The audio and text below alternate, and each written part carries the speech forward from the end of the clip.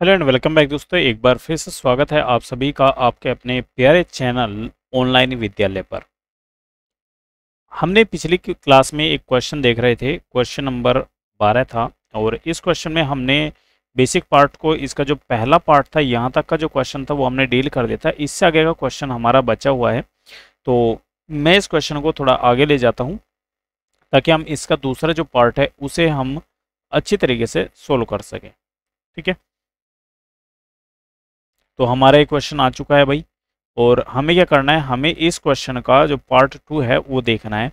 यानी कि भुजाओं 3, 4, 5 वाले समकोण त्रिभुज T1, यानी कि जो T1 त्रिभुज है इसमें जो भुजाएं दी गई है वो 3, 4, 5 दी गई है। ठीक है ना। और कह रहा है कि 5, 12 और 13 भुजा वाले त्रिभुज T2, यानी कि जो T2 की भुजाएं वो 5, 12 और 13 दी गई है। ठीक है, फिर कह रहा है कि एक है 6, 8 और 10 भुजा वाले समकोण त्रिभुज T3।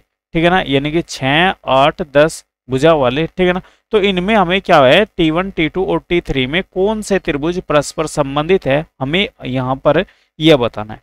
ठीक है, तो देखो ध्यान से देखो, हम क्या करेंगे, इनकी भुजाओं का अनुपात लेंगे। देखो यहाँ पर छोटी से बड़ी की तरफ बढ़ रहे हैं, तो जो T1 की भुजाओं का अनुपात आ गया वो क्या आ गया, वो एक अनुपात। देखो यहाँ पर देखो, सॉरी, यहाँ पर हम क्या करेंगे, दो दो की भुजाओं का अनुपात लेंगे। यानी कि मैं पहले क्या करता हूँ, T1 बटे T2 करता हूँ। ठीक है, तो T1 यानी कि 3/5, ठीक है ना, बराबर होना चाहिए 4/12 और बराबर होना चाहिए किसके, 5/13 के। ठीक है, जो कि क्या है, जो कि नहीं हो पा रहा है। ठीक है ना, आप देख रहे होंगे कि ये बराबर नहीं हो पा रहा है। फिर मैं क्या करता हूँ, T1 का T2 के साथ देखता हूँ, सॉरी T3 के साथ देखता हूँ। तो T1 का T3 के साथ, तो 3, 6, 3, 6 बराबर होने चाहिए 4, 8 के, 4, 8 के, फिर बराबर होने चाहिए 5, 10 के, 5, 10 के। तो यहाँ पर देखोगे 3 एकम 3, 3 दूनी 6, 4 एकम 4, 4 दूनी 8, 5 एकम 5, 5 दूनी 10, यानी कि सब बराबर आ रहे हैं 1/2 के, यानी कि सबका अनुपात समान है। यानी कि यहाँ पर जो ग्रुप बनेगा वो किसका बनेगा, T1 और T3 का, यानी कि T1 और T3 आपस में संबंधित होंगे। ठीक है, इसी प्रकार से हम T2 और T3 का भी देख सकते हैं। कैसे, 5/6, फिर 12/8 और फिर 13/10। लेकिन आप देखोगे कि ये क्या है, आपस में बराबर नहीं हो रहे इनका, इसलिए आपस में कोई भी संबंध नहीं बनेगा। यानी कि जो हमारा यहाँ पर राइट आंसर होगा वो क्या होगा, T1, T3, यानी कि T1 व T3 क्या है, आपस में संबंधित है। ठीक है ना। ओके, चलिए अगले क्वेश्चन पर बढ़ते हैं। फिर क्वेश्चन नंबर आता है हमारे सामने, क्वेश्चन नंबर 13। एक बार फटाफट से पढ़ लेते हैं। क्वेश्चन नंबर 13 क्या कहता है कि सिद्ध कीजिए कि समस्त बहुभुजों के ए, यानी कि ए जो है, ए जो समुच्चय दिया गया है वो क्या है, बहुभुजों का समुच्चय, बहुभुजों का समुच्चय। ठीक है ना। और यहां पर आर बराबर दिया गया है, आर बराबर क्या दिया गया है कि P1 और P2 इस प्रकार संबंधित है कि P1 तथा P2, P1 तथा P2 की भुजाओं की भुजाओं की संख्या क्या है, की संख्या समान है। तो इसका मतलब क्या हुआ, इसका मतलब हुआ कि P1 बराबर क्या है, P2 है। और ऐसा सवाल आप लोगों को याद हो, मैंने पहले क्वेश्चन जो इससे पहले वाला पार्ट है, यानी कि पार्ट आपका 3, उसके अंदर मैंने आप लोगों को बताया है। ठीक है, तो आप लोगों का ये क्वेश्चन क्या होगा, ये क्वेश्चन आप लोगों का होमवर्क हो गया। तो आप लोगों को इस क्वेश्चन को होमवर्क में देखना है। ठीक है, चलिए आगे बढ़ लेते हैं। और आगे आता है हमारा क्वेश्चन नंबर 14। क्वेश्चन नंबर 14 क्या कहता है कि मान लीजिए एक्स वाई तल में स्थित समस्त रेखाओं का समुच्चय, यानी कि जो एल है वो क्या है, एक्स वाई तल में, एक्स वाई तल में स्थित स्थित समस्त रेखाओं का समुच्चय है, समस्त रेखाओं का समुच्चय, रेखाओं का समुच्चय है, समुच्चय। ठीक है ना, समुच्चय है।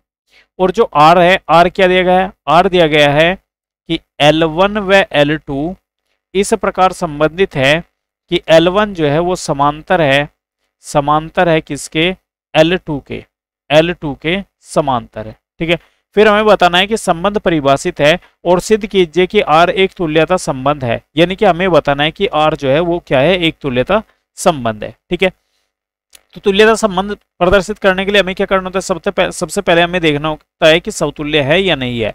तो यहाँ पर ये समतुल्य होगा या नहीं होगा? बिल्कुल होगा। क्यों? यदि L1 क्या है, L1 क्या है, L2 के क्या है, समांतर है, समांतर है, ठीक है ना। तो इसका मतलब क्या होगा? इसका मतलब होगा कि L1 जो है L1 के भी समांतर होगी, ठीक है। उसके बाद दूसरा आता है कि क्या ये सममित होगी, ठीक है ना। तो हाँ बिल्कुल सममित होगी, ठीक है भाई। ये क्या होगी? ये सममित होगी, ठीक है। अब जब ये सममित होगी तो कैसे होगी? देखो हमें पता है कि L1 जो है वो समांतर है किसके? L2 के। समांतर का चिन्ह ऐसा होता है, ठीक है ना। और L2 जो है L1 के समांतर है, तो इसका मतलब क्या होगा? इसका मतलब ये होगा कि L1 जो होगी, L2 जो होगी वो L1 के समांतर होगी। यानी कि L1 L2 के समांतर है तो L2 L1 के समांतर होगी, ठीक है। तो इसलिए क्या होगा? इसलिए सममित होगा, ठीक है। उसके बाद आता है थर्ड, क्या ये संक्रामक होगा? तो बिल्कुल संक्रामक भी होगा, ठीक है ना, संक्रामक भी है। कैसे? यदि L1 L2 के समांतर है और L2 किसी रेखा, तीसरी रेखा है L3 के समांतर है, यानी कि L1 L2 के समांतर है, L2 L3 के समांतर है, तो L1 L3 के समांतर होगी कि नहीं होगी? तो बिल्कुल होगी। तो इसका मतलब है कि ये क्या है, जो आपका संबंध R है वो क्या है? वो तुल्यता संबंध है, तुल्यता संबंध है, ठीक है। मेरे ख्याल से क्वेश्चन आपका क्लियर हो गया होगा।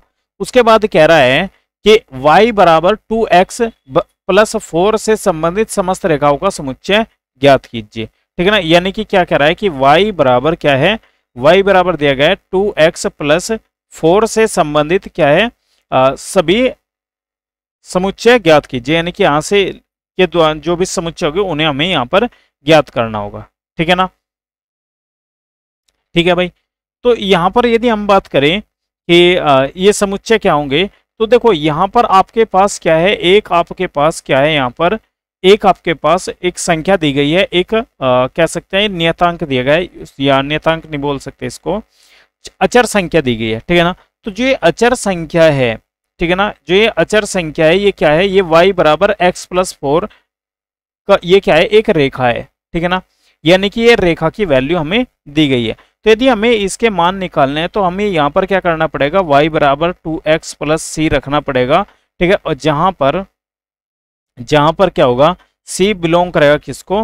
r को, ठीक है ना। c बिलोंग करेगा किसको? r को। और r क्या होगी? r एक वास्तविक संख्या होगी, ठीक है। तो यहां पर यही इसका सॉल्यूशन बनने वाला है, ठीक है। आगे बढ़ते हैं। आगे आता है हमारे पास क्वेश्चन नंबर 15, ठीक है। तो क्वेश्चन नंबर 15 आप सबके सामने है और क्वेश्चन नंबर 15 से आसान कुछ भी नहीं है। देखो क्यों? क्योंकि हमें एक समुच्चय दिया गया है a बराबर 1 2 3 4, फिर हमें रिलेशन दिया गया है r बराबर क्या दिया गया है कि 1,2 है, 2,2 है, 1,1 है, ठीक है। फिर क्या है? 4,4 है, ठीक है ना। और फिर दिया गया है कि 1,3 है, और फिर दिया गया है 3,3 है, और फिर 3,2 है, ठीक है।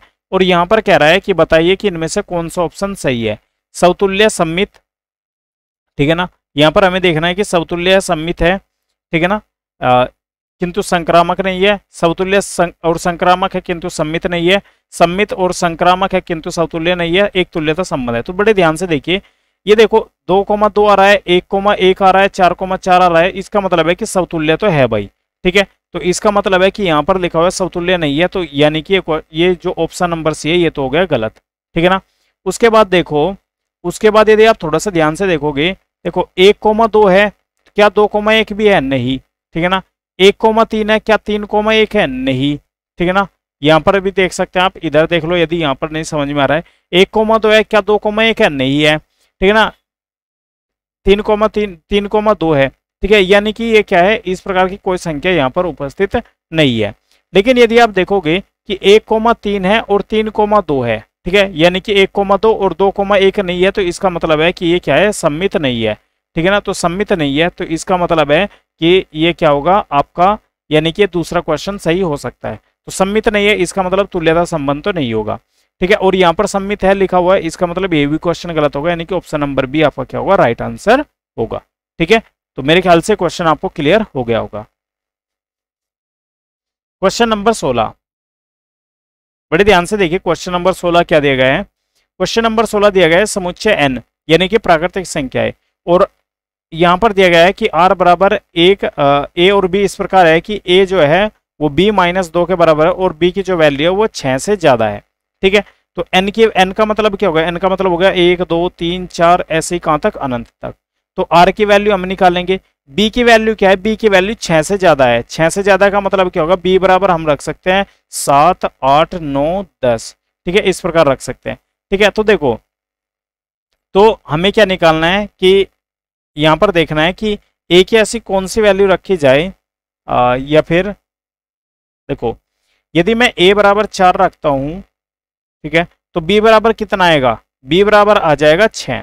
ठीक है ना, जो कि यहाँ पर वैल्यू क्या होगी, 6 से बड़ी होनी चाहिए। इसलिए हम यहाँ कहेंगे कि जो a की वैल्यू रखी जाएगी, या फिर कह सकते हैं कि b की वैल्यू आप यहाँ पर रखो। b की वैल्यू यदि आपने 7 रखी तो a की वैल्यू कितनी बचेगी, 5। b की वैल्यू यदि आप 8 रखोगे यहाँ पर, तो b की वैल्यू यदि आपने 8 रखी तो a की वैल्यू क्या बचेगी, 8 में से 2 गए तो 6। ठीक है ना, यदि आप b की वैल्यू 9 रखोगे तो a की वैल्यू कितनी बचेगी, 7। तो यहाँ पर देखो इनमें से कौन सा अवयव मिल रहा है, भाई ये तो नहीं होगा। ठीक है ना, ये भी नहीं होगा। 6,8 ये मिल रहा है, 8,7 नहीं, ये नहीं होगा। तो यहाँ पर हमारा क्या होगा, option number C is the right answer हो जाएगा।